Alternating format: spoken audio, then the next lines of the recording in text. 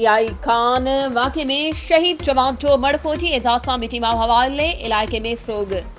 ख़बर मूजिब डेरा इस्माइल खान में दहशतगर्दाना कार्रवाई में शहीद थियल शिदातपुर वासी नसीर नायक जो मड़ अबाणे कब्रिस्तान बचल संग्रासी पहुंचायो वियो, जिते जनाज़े नमाज़ अदा कई वई।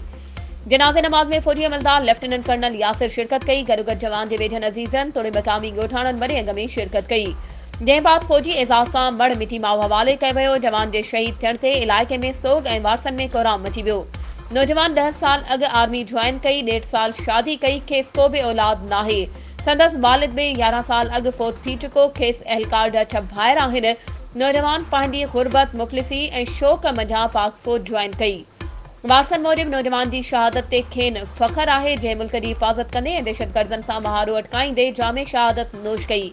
ॿिया भाइर बि वतन लाइ पंहिंजी जान अर्पे छॾींदा। होॾां फौजी दस्ते पारां सलामी ॾियण बाद वॾे फौजी एजाज़ सां अबाणे कब्रिस्तान मलदेसी में मिटी माव हवाले कयो वियो।